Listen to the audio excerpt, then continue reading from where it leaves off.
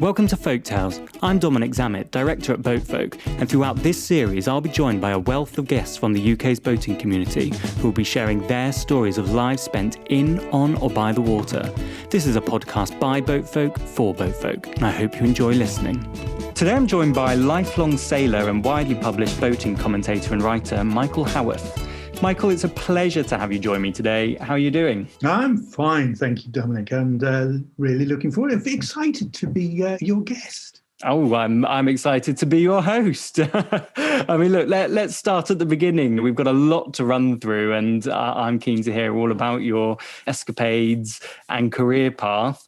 Let's start with how you got on the water. How long have you been sailing? I'm a son of a sailor, to use Jimmy Buffett's well-known song and title. My father went to sea in the Merchant Navy, instilled, if you will, the love of the marine life. By the time I got to 13, I was pestering him to go join HMS Conway, which became my secondary school up in North Wales. Fantastic. Now sadly closed down, but I did 3 years there and came away with a 12 months remission of sea time and joined the mighty P&O, which in those days had 365 ships, one for every day of the year. Yeah. Served my time. I thought I was going to serve my time on the big white ships, and flaunt around in white uniform. Absolutely. Bit of a shock when I was sent to a tanker, but nevertheless, it learned me good to become a good ship's officer. Worked my way up, was in cargo ships. Ended up in the right place at the right time when P&O passenger division came into being, because I was lucky enough in those days to be flaunting around in the aforementioned white uniform with the gold braid and Excellent. the dolly birds on each arm. And I was allowed to stay in passenger division, and there I stayed very happily.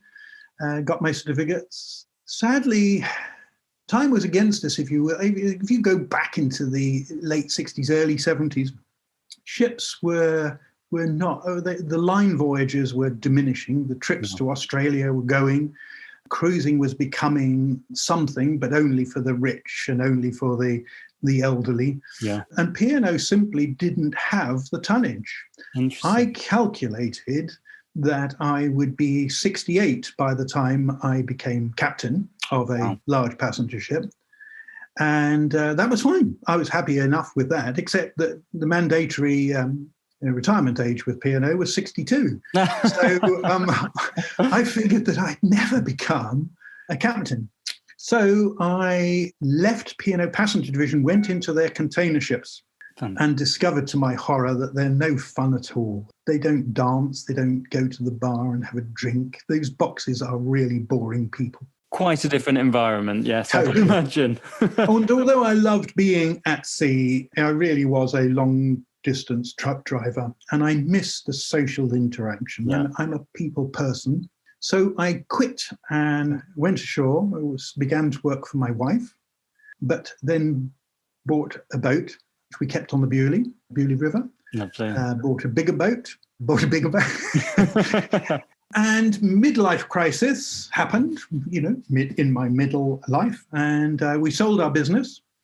We sold our house. We had a sell up and sale sale, sold everything and bought a 60-foot, huge 60-foot German Freres ketch from a marina down on the Leamington River. Yeah. No names, no background.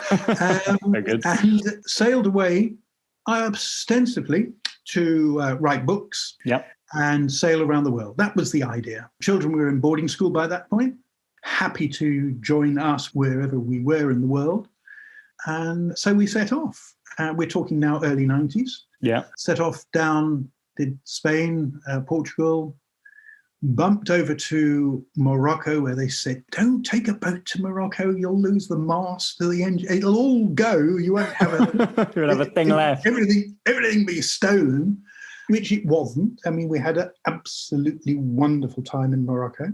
When the time was right, we hopped over to the Canary Islands and we joined the ARC, which was the Atlantic Rally for cruisers. A very early ARC, I think it was number 7. About 90 boats only. Amazing. And we set off, and my first big blue water cruise was that. Fantastic. Took some crew with us, of course, because that's a major voyage. Sailed south until the butter melted, and turned west and headed towards St. Lucia. You've no idea how relieved when St. Lucia loomed its mighty peaks ahead of us. 18 days later, slow passage, but I was a novice at blue water cruising. I'm not at all ashamed of taking 18 days to cross. I was certainly not the last one in. Lovely little story.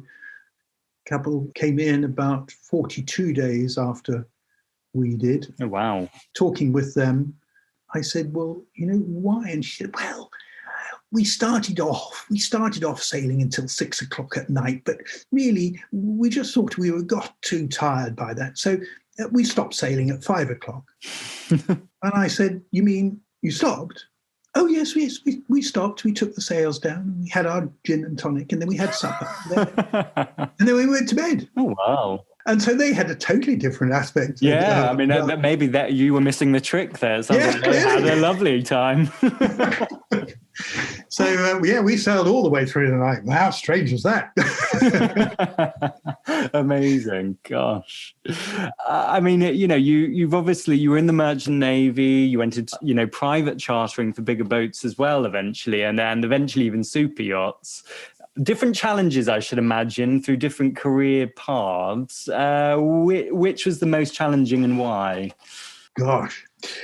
Well, when we got to the Caribbean, we abandoned our thoughts of going right the way around the world. I was writing quite a lot for Yachting Monthly and Yachting World in those days. Right. I was enjoying doing that.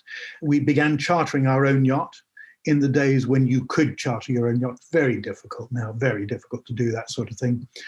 Did that very successfully for a little while, or 6 years, in fact. And then the regulations began to change. And suddenly the qualifications gained from P&O, although getting dust and sitting in a drawer doing nothing, suddenly became hugely valuable when super yachts began to need qualified officers. Yeah. And I literally jumped from 18 meters, my own yacht, to 74 meters. Good Lord. As my next yacht. And that was quite a jump. I wasn't the captain. I was the staff captain on that yacht. And my wife was the purser. And little by little, we worked our way up. And eventually, my largest super yacht in command was 77 meters. Good Lord. But I think the biggest challenge of all, believe it or not, even though I've described myself as a people's person, persons people, was dealing with the crew, simply because they were youngsters. Yep. They were on an adventure. They didn't really have an awful lot of sense when it came to money. So they would get their wages and they would blow their wages, and then they'd suddenly discover they had to do this or they had to do that, or they didn't have enough money to do something. So they'd come to me and say, well, what can I do? They were very well paid, but they were just frittering it away. So I became daddy to an awful lot of extra children, which was, I think, a tiring aspect, but nevertheless part of the job. Well, absolutely. And what about the clientele themselves? Presumably you can't mention any names, but any particularly interesting characters? Oh, gosh, yes. I mean, that's when I retire, there will be a book. The memoirs, I can't wait to read it. I remember so well some people from the Middle East who were not allowed to drink alcohol, of course. And they sent in advance several cases of Johnny Walker Blue Label. Right. And I was puzzled as to what this might be for. I realized it wasn't a gift for the captain and was obviously destined for their own use. But since they couldn't drink alcohol, how were they going to use it? Interesting. And it took me a couple of hours to cotton on that they realised I didn't realise what the drill was. And I was informed that when they asked for tea, that was what they expected was tea. Right. I had obviously been serving the wrong type of tea. I'd been serving what you and I might call PG tips, but I had, in fact, to fill the teapots with something else. Amazing. Well, I suppose it's a similar sort of colour. Yes. We filled the teapots with something else, and they were very happy. I'm sure they were, but they had a whale of a time. I mean, who's the boss on a super yacht? I mean, you're obviously captain. You've got the client. Who calls the shots? Well, the captain affectionately calls the owner the boss. Gotcha. And of course, the boss is the one who you are there to serve. And you must never, ever forget that you serve the boss. However, the boss is there to enjoy himself, and at no point is he allowed to put the ship into danger. So it's a very, very delicate and diplomatic job to be a captain. I bet. When you have somebody who has more money than God and who wants to do something that he wants to do, and you as the captain might think it unsafe. I'll give you an example. Yeah, please. I had a very, very, very wealthy man who was prone to doing day trips. He enjoyed doing day trips, and we were in Sardinia, and he would come down to the boat and strut around and loved it. He loved his boat, and he looked after us as crew. He was a charming, charming gentleman. But on one occasion, he wanted to go to Corsica, and I felt it ill-advised to venture out. The Mistral was blowing, and I realized that where he wanted to go, it was going to be rough. He was planning on taking his family. There would be issues. Yes. So, of course, the way to handle this is where the diplomacy comes in. So eventually I came to, this is the way I handled this on this particular occasion. I said, well, sir, I can't see any problem at all. Absolutely no problem at all in getting the vessel off the dock. In fact, it's blowing quite a bit, but the wind is in our favour. That means it'll blow us off the dock, and we should be able to get out of the harbour. Nobody else is moving, sir, so it'll be quite a safe passage through the harbour and out into the open sea. Bit rough when we get there, but I'm sure, sir, you appreciate that, and you'll take every precaution. It's coming back that presents me with the problem, sir, because I'm not sure that with this wind the way it is, that we will be able to get off the dock. But don't worry, sir, we'll be able to anchor somewhere nice and safe. Might not be here, might not be on this island, we might still be in Corsica. Well, Captain, I have to be in such and such by tomorrow. I have to be. Oh, sir, I see. Well, that might present a problem. Anyway, sir, you let me know what you'd like to do, and we'll do it.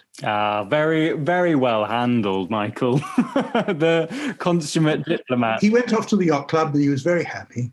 Well, of course. And then you went another day, presumably, to Corsica. Yeah.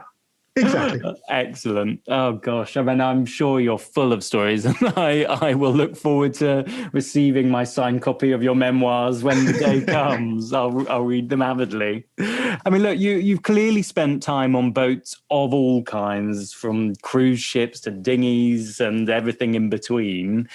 Where's your heart when it comes to being, afloat? What kind of boat has your heart? I'm a sailor, and you're a sailor. I love being out on the water. Yeah. Just the other day, I went up to the River Thames up near Oxford, and I took the grandchildren out on a boat. I was chuffed to bits. I loved it. Yeah. It certainly didn't present me with any problems regarding manoeuvrability or size or even navigation. In fact, there wasn't even a compass, but I realized that I could go that way, up or down. So I was happy because I was on the water. If I could recreate or live my life again, I guess I really would love to be the captain of a big, large cruise ship. Yeah, because that was the goal that I never actually achieved. Every other goal that I have set myself, I've managed to achieve, but fate conspired against me on that one. Cruising blossomed after I left the big ships. Yeah.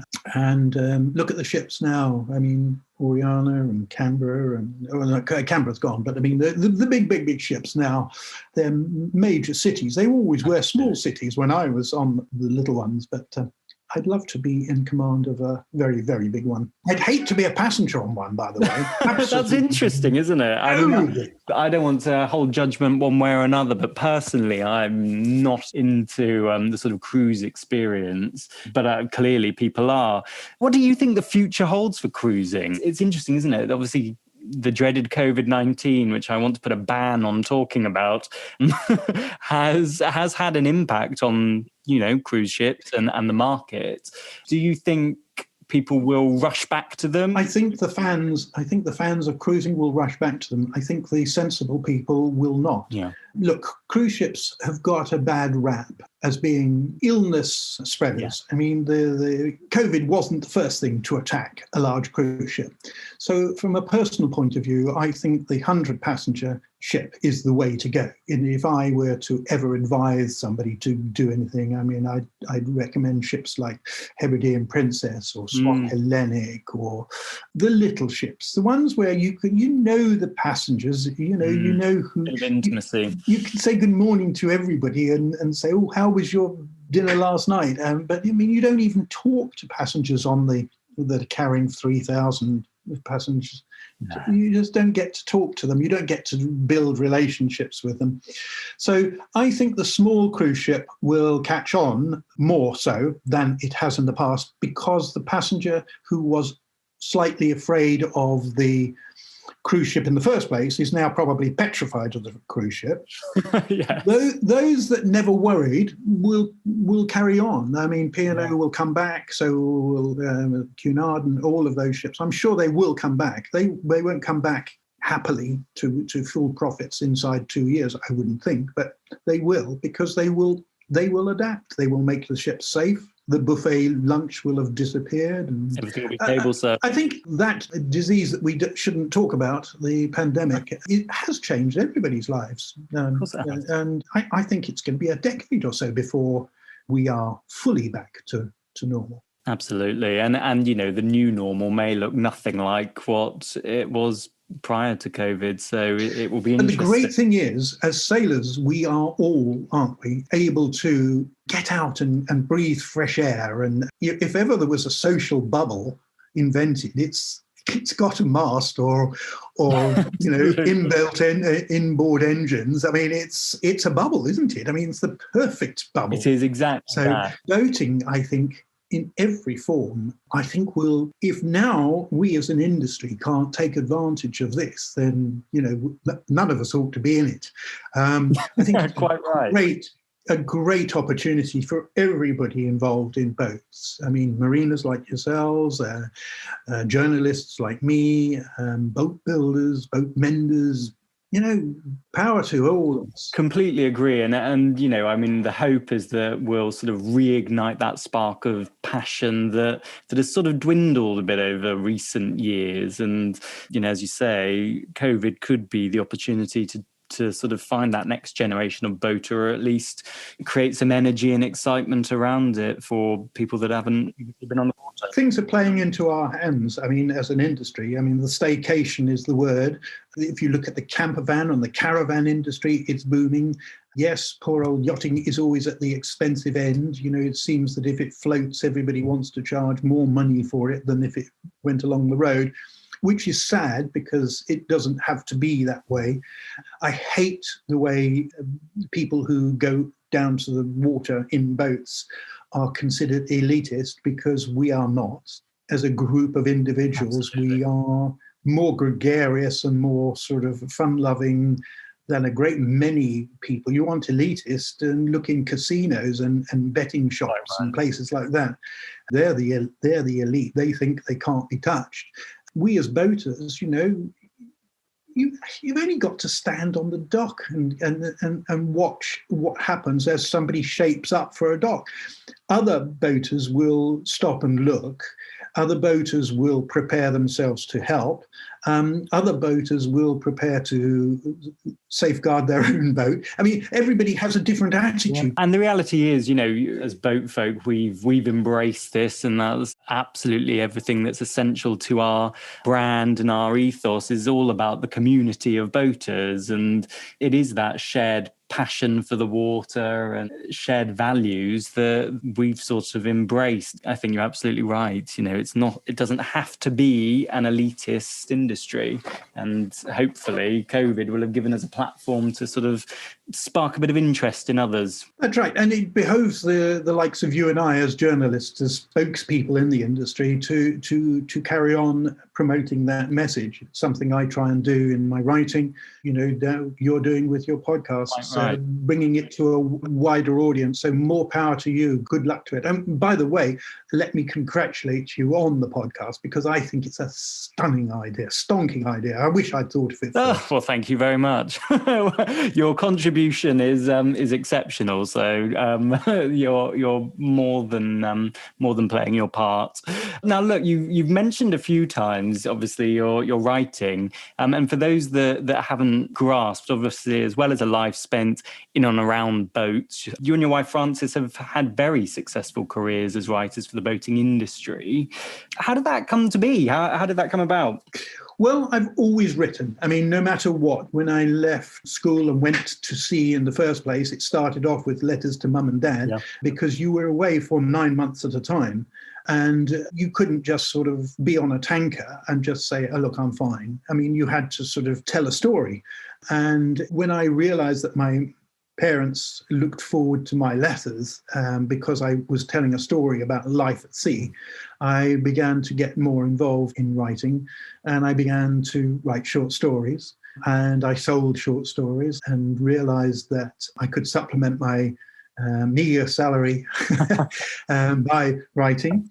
So always wrote, and it's always been about ships and sea, and I mean, everything. Water's had something to do with it. And as I say, when we set off in our own boat, it just made sense that before I went, I spoke to Yachting World and said, what can we do? And that was when, for those of you old enough to remember, Postcard from the Caribbean always appeared in Yachting World. Frances and I wrote books, 4 to date, 2 more in the pipeline. And the very first book, which is called the Grab Bag book, all about that grab bag, is being republished or updated by Frances and I as we talk, and will be coming out next year, I think, as the Life Raft Survival Guide, so a revamped book. So all still very focused on yachts, on yachting. Our travel pieces, we consider ourselves travel writers who specialize in yachts. Right. They continue for magazines and magazines around the world. We write a lot for magazines in Asia, as we act as their representatives, or correspondence is the word, I guess. Going to boat shows like Monaco and Cannes and Southampton. We write a lot for Hong Kong when we go to the Southampton boat show. Great. So that's the way it's wonderful. And I mean, what's been your favourite piece of editorial work to date, if you can pinpoint just one? We've been very lucky because we made a name for ourselves as being destination specialists. We've done the Maldives, we've done Indonesia, we've you name it, we've done it. But I think the 2 standout voyages are 3, if I may. 2 stand out. The 2 number ones are round the top and round the bottom. So in other words, through the Northwest Passage, which was just stunning, and round Cape Horn. Again, just stunning. Very fortunately, we've done bits in between as well. They were terrific too, but to go round the Horn has still got that sort of... The fact that there are songs sung about going round the Horn, and there are songs sung about going through the Northwest Passage, I think says it all. There aren't many songs about sailing the coast of San Francisco or Patagonia or even Argentina and Brazil, but round over the top and round the bottom, there are songs painted. And if I may, the other great cruising ground is right here in the United Kingdom. I love the islands of Scotland. I love that tiny little ship called Hebridean Princess. and she carries 54 passengers. Gosh, that's the way to cruise. That's the way to cruise. Is that what you're going to be doing when you finally retire? That's going to be your first trip. If I can afford it, yes. Fantastic. Now, look, you've clearly got an enviable insight into the sector. What trends do you think that we might see in leisure boating in the next year or so? Oh, I think we are going to see a lot more environmental changes. I think the Green Brigade are going to get us, which is no bad thing. I think you're going to find yachties are much more concerned about the environment and using less plastic, less one-off plastic. I think fuel is going to become a problem. Yep. I think we're going to see electric power take off, hopefully coupled with solar energy, because really, let's do it for free. Well, let's not pay for much. But boating has often been free for the sailors. I think we should carry on looking for free boating. I think electronics will make things safer and easier for people to go do things. Yep. You do not have to have a sextant anymore to cross the Atlantic as I did. It's neat to be able to sail across the Atlantic and use electronic maps. I think that's going to help us.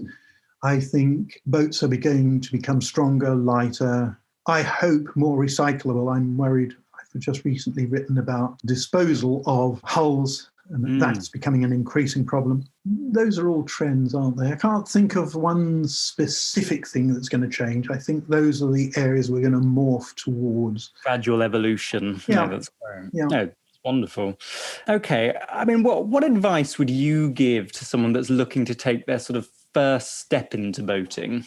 As a profession or as a leisure pastime? Let's go for leisure first. Okay.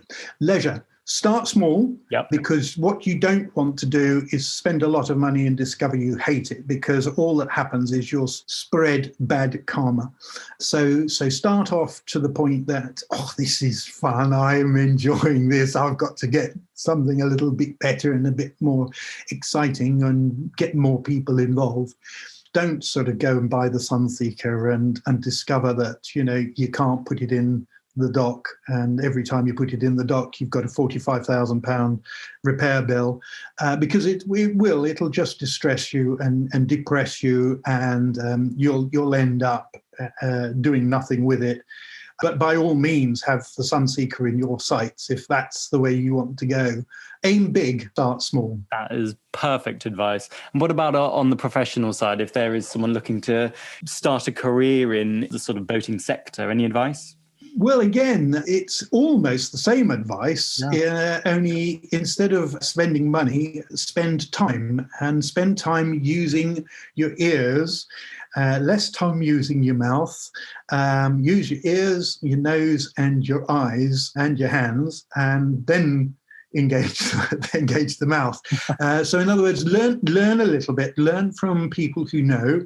Apprenticeships, I love the fact that Oyster and Pendennis and Sunseeker and Fairline, Princess, these people have got apprenticeship programs. If you want to learn to become a boat builder, then become a boat builder. And being a boat builder doesn't mean to say you end up building boats. It just means to say you know a lot more about boats than somebody else. And from there, you can become a boat salesman or a marina manager or God help us, a yachting journalist. God forbid. Yes, God forbid. No, absolutely. I think that's fantastic advice. And what about for those that are thinking of giving up boating? Any advice? Yeah, buy the boat and put 4 wheels on it. Do what I've just done, which is we've created a camper van, which we magnanimously call a land yacht. We built it using just about every trick of the trade we learned in boating. I mean, the steps up into the bed, lift them, and they're little lockers, just there as the same as they are on a boat. But look at a regular camper van. No, it's a void. So, I mean, we've had this built as a land yacht. She proudly flies the red ensign, and I'm quite serious. It's painted on. It doesn't actually fly, but it's painted on. And Voyager, you'll see Voyager around, I'm sure. And if you do, come and say hello. We've driven ourselves in that direction, I guess, because of the amount of silver hair that's beginning to crop up. And I'm less inclined to jump off the bow of a moving yacht and more inclined to having four wheels. Yeah, hopefully not jumping off the bonnet, but... Yeah. But wait until you're 70 odd before you do that, because there's so much fun to have on the water. Perfect, thank you. Okay, and finally, what are your plans for the 2021 season now that we are just starting to get a sniff of it? Finally, you mean you're getting rid of me? 2021. Well, I have been boating. I went boating last week on the Thames, albeit, but I've been boating. Have I got plans? Yes. Definitely going to the Cannes show. If it's still on, I heard a little rumour, it might not be. The Monaco show, looking forward to seeing what happens with Southampton. Yep. So I shall be at those big shows. I've got some boats to test, which is rather nice, and a rather lovely looking oyster waiting for me to go take out for a sail and put through her paces for Ocean magazine down in Australia. Oh, lovely. We've got some charter work pieces to do for Yacht Style in Singapore and some more in Hong Kong, Asia Pacific Boating magazine. Yeah, so... You're going to be busy. Oh, well, yes. I mean, busy is fun, isn't it? Busy is fun. Well, it is. And I mean, not many people get to combine a passion for writing with a passion for boating and get money for it. So not a lot, but enough. Perfect. Well, look, thank you so much for joining us today, Michael. It's been an absolute pleasure, and I hope you enjoy spending time on the oyster and for the rest of your endeavours for the rest of the season. Yeah, I'm looking forward to promoting British boating and promoting things that are British. So, and who knows, we might even write about marinas on the south coast. Oh well, fingers crossed. Well, I'm quite sure I'm not alone in counting down the days until the secrets of Michael's memoirs are unveiled. I hope you enjoyed this episode of Folk Tales and that you join us for the next episode soon.